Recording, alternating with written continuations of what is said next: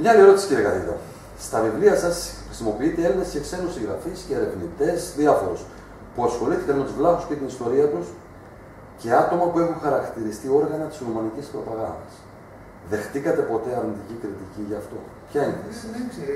Πρώτα απ' όλα, εγώ δεν παίρνω στο κριτήριο, γιατί κάποια στιγμή είχε γίνει μια μεγάλη σύγκριση με κάποιους ιστορικούς κόσμους και ξένους. Μεν λέγανε ότι έχουν πληρωθεί και τα λοιπά, γιατί το λένε. Εγώ δεν τα λαμβάνω αυτά υπόψη. Λαμβάνω αν αυτά τα οποία λένε στέκουν επιστημονικά. Διότι αν είναι έτσι, τότε και ένα ο οποίο είναι κρατικό υπάλληλο εδώ θα μπορούσε και αυτό να πει πληρώνω το ελληνικό κράτο και κάνει τη δουλειά. Δεν το δέχομαι αυτό. Δέχομαι μόνο αν ασούμε επιστημονικά, εγώ συμφωνώ ή διαφωνώ. Αν διαφωνώ, θα πω ότι κοίταξε αυτό εδώ είναι το πράγμα, δεν στεκεί. Δεν είναι δυνατόν να σταθεί, διότι έχουμε αυτέ τι διαφορετικέ. Κάνουμε συζήτηση. Και προτίμησα γράφοντα το γράφο να βάλω ότι λένε βλάχοι και ξένοι παρά Γκρέκοι. Οι οποίοι μπορεί να είναι και επικοτριμένα και δεν Γκρέκοι δεν έχουν γράψει και πολύ βέβαια έτσι. Δεν έχουμε. Πού έχουμε Γκρέκο που να έχει γράψει, ας πούμε έτσι. Ποιοι είναι αυτοί, ας πούμε. Δεν νομίζω ότι τους ενδιαφέρει. Ή αν τους ενδιαφέρει, μπορεί να τους ενδιαφέρει αποαξιωτικά. Αποαξιωτικά. Και κακώς, ας πούμε. Επομένως, γιατί να. Τώρα έβαλα τον Παδιό, ότι εντάξει, τι λέω πάλι. Με τον Λιάκο, τις απόψεις, ας πούμε. Ο Έξοχος έχει γράψει πάρα πολλά. Και ο Λάζαρο, βέβαια, έχει τη δική του πλευρά των πραγμάτων. Εγώ κοιτάζω, ας πούμε, και παίρνω τοποθέτηση δική μου. Ούτε και κάνω όπως κάποιοι άλλοι ιστορικοί που σου λένε ότι ο τάδε είπε εκείνο, ο τάδε είπε εκείνο. Εμένα δεν μου αρέσει αυτό. Μάλιστα. Τι θα πω εγώ. Μάλιστα. Και αν αυτό το οποίο λέω μπορώ να το στηρίξω σε κάποιους. Βέβαια, μπορεί να είναι επιλεκτική βιογραφία. Έτσι. Εδώ ξέρετε τώρα που έχετε καταλάβει συνολικά ότι εγώ χρησιμοποιώ δύο ιστορικούς, δύο γλωσσολόγους, οι οποίοι ας πούμε ταιριάζουν με δικές μου απόψεις. Τώρα εδώ γι' αυτό πρέπει ας πούμε, όταν είναι κανείς επιστήμον να τα βλέπει εγώ μέσα τα πράγματα. Μπορεί ένας μηχανικός να συζητήσει με έναν γιατρό καρδιολόγο, ας πούμε. Όχι. Αυτό θέλω να πω ότι όταν είναι άλλη ειδικότητα ή δεν είναι καθόλου ειδικό, δεν έχει τα φόντα που λέμε να μελετήσει, τι μπορεί να πει. Και για τις κριτικές, εγώ δεν είδα κριτικές. Δεν ξέρω, διάβασα βέβαια αυτές τις παρουσιάσεις που γίνανε στις εφημερίδες και σαν και παρουσιάσεις. Το φίλο του συναδέλφου εδώ και είναι και αυτή μια μελέτη και η παρουσίαση. Δεν μπαίνει και πολύ στο βάθος, ας πούμε, δεν είναι και βλαχολόγος. Επομένως δεν έχω κάτι, δεν είδα.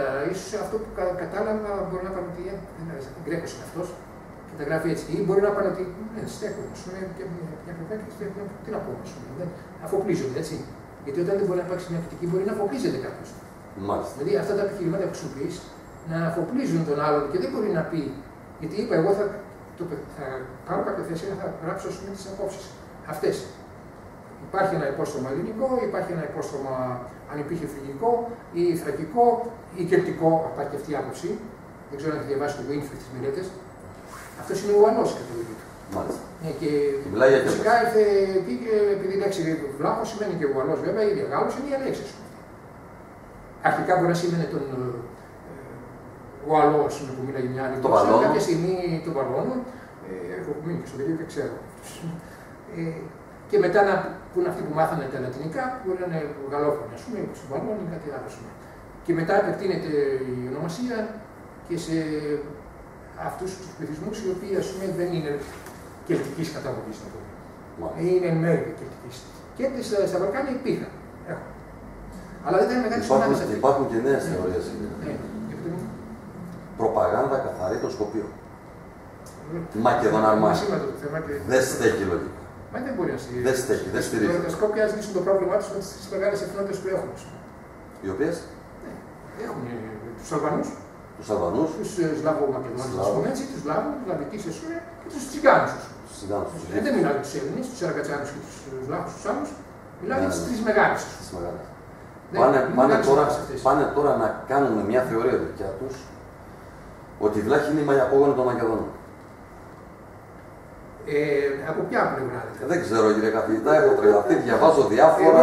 Στις ιστοσελίδες βρίσκουμε πολλά τέτοια. Δεν στέκει δηλαδή, είναι στις ιστοσελίδες, αλλά στις ιστοσελίδες καμιά φορά βρίσκεις και τις άλλες βρίσκεις και κάτω. Οι απρόσωποι καμιά φορά δεν υπογράφονται. Ναι.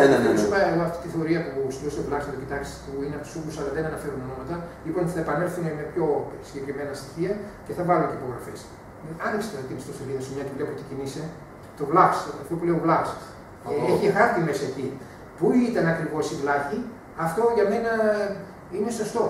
Ίσως να ήταν ακόμα πιο απλωμένο. Δηλαδή, ένα άλλο περίεργο φαινόμενο τώρα εδώ, είναι πολύ ενδιαφέρον. Δηλαδή, μιλάμε για εθνολογικά προβλήματα και ιστορικά. Στα Βαλκάνια, κύριε καθηγητά. Πού διαμορφώνονται.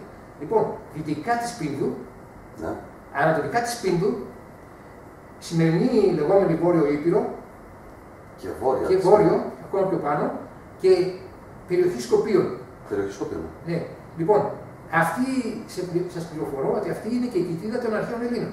Εκεί μπαίνουν κάποιοι παράγοντες, ας πούμε. Γιατί ο ελληνισμός εκεί διαμορφώθηκε. Διαμορφώθηκε εκεί για τους εξής λόγους. Πιο δυτικά είναι οι Φρίγες. Πιο ανατολικά, οι Φρίγες. Έτσι. Ναι. Βορειότερα είναι οι Λυριοί. Μάλιστα. Πιο ακόμα ανατολικά είναι οι Θράκες. Μάλιστα. Οι Φρίγες με τους Έλληνες είναι πολύ συγγενικές ομάδες. Μιλάνε σχεδόν την ίδια γλώσσα. Οι Φρίγες δεν είναι. Τώρα, διάφοροι ιστορικοί και γλωσσολόγοι λένε ότι οι γλώσσες αυτές μιλούσαν μέχρι τον 10ο αιώνα μεταξύ των. Και αυτό είναι γιατί βρίσκουν επιγραφές, βρίσκουν διάφορα πράγματα και στη Μικρά Ασία και στα Βαλκάνια. Ναι. Η Μακεδόνικη, κύριε καθηγητά. Δεν υπάρχει μακεδόνικη γλώσσα. Όχι η μακεδόνικη γλώσσα. Οι Μακεδόνες. Ναι. Οι Φρύγοι, μιλήσαμε για Φρύγες, για Θράκες. Ναι, λοιπόν, η μακεδονική διάλεκτος, όπως έχει δείξει ο Προπονάς και άλλοι, ήταν αρχαία ελληνική διάλεκτος. Ναι, σαφώς αυτό δεν το αφισβητεί κανείς. Είναι μια διάλεκτο η οποία μάλιστα την γνωρίζω, είναι βορειό, δεν θυμάμαι πώς την λένε. Δεν υπάρχει ισλαμική γλώσσα. Όχι, καμία σχέση. Δεν μιλάω για αυτή τη γλώσσα. Αλλά για δεν την μπορεί να ελληνική. υπάρχει και λατινογενής γλώσσα τότε, γιατί αυτό έγινε πολύ μετά, έτσι. Αυτό ισχυρίζουν οι Σκοπιανοί και νομίζω είναι αστείο από μόνο. Από μόνο. Εγώ θα σου πω μια θεωρία που είχε επικρατήσει παλιά και έχει πολύ ενδιαφέρον. Είχε διαβάσει και ο Δραγκάν και κάποιοι είχαν γράψει. Ο Louis de Thracians. Και ήταν Ρουμάνος αυτός και είχε γράψει για τους Θράκες ότι όλοι οι Βαλκανικοί ήταν Θράκες. Όπως και οι Ρουμάνοι. Γιατί βέβαια υπάρχει αυτή. Υποστηρίζεται ότι οι Δάκες ήταν ένα μεγάλο παρακλάδι των Θρακών. Ήταν Θράκες, τώρα αυτό είναι μια άλλη ιστορία. Πολύ ειδική, ας πούμε. Και επομένως, αφού ήταν όλοι οι Θράκες και οι Φρύγες ενδεχομένως, τότε και οι Έλληνες, ας πούμε, και όλοι οι άλλοι πληθυσμοί είναι Θράκες του Έλληνες. Είναι μεγάλο λάθος. Σημαντικό αυτό ήταν τοπικό, διότι υπήρχε μέσα στην.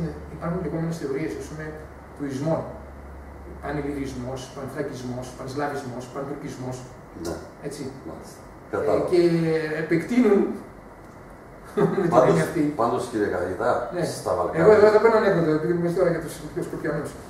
Ήταν ένας Αλβανός, ένας Μακεδόνας, να το πούμε έτσι, και ένας, δεν θυμάμαι τι εθνότητα ήταν δίπλα, και λέει, ο Αλβανός, εγώ λέει είμαι Μακεδόν. Ο Αλβανός. Ναι. Το είπε ειρωνικά. Ναι. Εσύ είσαι Μακεδόν, αυτός είναι Μακεδόν. Όλοι είμαστε Μακεδόνες. Υπάρχει ένα πρόβλημα με τα Σκόπια, τώρα μπαίνουμε σε άλλη ιστορία.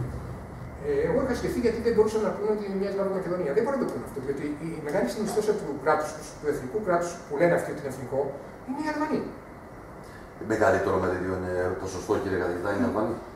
Όχι σχέση με του Σλάβο Μακεδόνες, αλλά είναι ένα μεγάλο ποσοστό. Είναι τα. 30%. Μπορεί, είναι κάτι τόσο. Λοιπόν, επομένως λένε οι Αλβανοί γιατί οι Σλάβο Μακεδόνες, εμείς είμαστε έξω. Και τώρα είναι ένα μεγάλο θέμα που ήταν Αλβανία. Είναι μεγάλο θέμα. Νομίζω θα διαρκεί αυτό το οποίο ίσως δεν κάνουμε εδώ, δεν τελειώνει αυτά τα πράγματα. Ναι. Αν ας πούμε ήταν στο Κωσυφοπαίδιο, εγώ έχω και φίλους εδώ σε έργους που είχαν πει οι Αλβανοί δεν διαμορφώθηκαν, ας πούμε. Υπάρχουν κάποιες απόψεις που και στην Βορειοελλαδα δεν ήταν αυτό. Η εθνογέννηση η αλβανική, όχι των παλιών Φρυγών, γίνεται μέχρι τον 10ο αιώνα. Και πώς γίνεται. Υπήρχε το υπόστρωμα των Αλβανών οι Φρύγες. Λίγο ηλυρικό και κελτικό, κυρίως κελτικό στο βορρά. Δεν ήταν στα παράλια, ήταν προς το κέντρο, δηλαδή έπιανε μια περιοχή νοτίως του Μαυροβουνίου, εν μέρει του Κωσυφοπεδίου και εν μέρει των σημερινών Σκοπίων και της κυρίως Αλβανίας, όχι της Βορειοπύρου. Από τον 10ο αιώνα που πρέπει να συνδέεται με τους Νορμανδούς και τις σταυροφορίες, έχουμε την διασπορά των Αλβανών, οι οποίοι κινούνται προς Ανατολάς, πηγαίνουν, φτάνουν μέχρι Θράκη, Ανατολική Θράκη, νοτίως και φτάνουν και μέχρι την Κρήτη και αλλού. Είναι μια μεγάλη διασπορά. Έτσι, κυρίως από τον Τόσκινο. Δεν ήταν, είναι δύο-τρεις φυλές αυτοί, μεγάλες, πιο μεγάλες είναι οι Γκέγκεδες και οι Τόσκιδες, και οι Τόσκιδες κατέβηκαν προς τα κάτω. Έτσι. Χωρίς να σημαίνει ότι και παλαιότερα δεν είχαν μετακινήσει προς τα κάτω. Μάλιστα. Πάντα είναι οι Αλβανοί με τους Έλληνες, με τους Γκρέκους, να το πούμε έτσι και αυτό, είναι πολύ στενή φιλία. Πολλοί λένε ότι είναι ελληνικό φίλο. Πολλοί λένε ότι είναι ελληνικό φίλο. Ελληνικό με την έννοια, εγώ δεν θα είμαι απόλυτος με τις λέξεις, διότι όταν λέμε Έλληνες, ακόμα και στην αρχαιότητα και στην προσωπική περίοδο, τι είναι οι Έλληνες, α πούμε, εδώ λένε ήταν μια φυλή η οποία έδωσε το όνομά του. Υπήρχαν Αχαιοί, υπήρχαν Αργοί, υπήρχαν Αιωλείς, υπήρχαν. Και λένε ότι το έγινε εθνογέννηση. Υπάρχει μια σύγχυση εδώ το πράγμα. Όταν λένε εθνογέννηση ιστορική και πολιτική, εννοούν το έθνος κράτους. Λέξη nation δεν πρέπει να μεταφράζεται έθνος. να μεταφράζεται έθνος-κράτος. Αυτό έχει σημασία. Εμείς οι εθνολόγοι και οι ανθρωπολόγοι, όταν λέμε εθνογέννηση, εννοούμε τη σύμμιξη στοιχείων πολιτισμικών, γλωσσικών και φιλετικών, να το πούμε έτσι, και τη διαμόρφωση μιας ομάδας που αυτό λέγεται εθνογέννηση. Αλλά η εθνογέννηση των ιστορικών και των πολιτικών είναι άλλη. Εννοεί το κράτος. Το κράτος δεν η εθνογέννηση, όταν εγώ μιλάω για εθνογέννηση των Αλβανών, εγώ μιλάω ότι το γράμμα των Δαλματών, το υπόστρωμα των Φρυγών ή κάποιων άλλων ομάδων Ιλληριών, βορειότερα και κελτικών ομάδων, γιατί έχουν επίδραση μεγαλύτερη και οι Αλβανοί Κέλτες, και στην εμφάνιση είναι κοκκινοποιεί περισσότερο. Σημαίνει ότι κάποιοι ενωθήκαν αυτά τα στοιχεία και μας δώσαν τους Αλβανούς. Αυτό δεν έχει γίνει πριν το 10ο αιώνα. Γιατί αν μεταξύ 7ου και τον 7ο αιώνα πιέζουν οι Σλάβοι που καθίσατε στη Δαλματία, τους Δαλματούς Λατινόφωνους, Ρωμανόφωνους, κατεβαίνουν κάτω και ανακατεύονταν τους Αλβανούς. Λοιπόν, επομένως είναι μεταξύ 7ου και 10ου αιώνα η εθνογέννηση. Η εθνογέννηση η αλβανική. Να το πούμε έτσι. Μάλιστα. Αυτά είναι πολύ.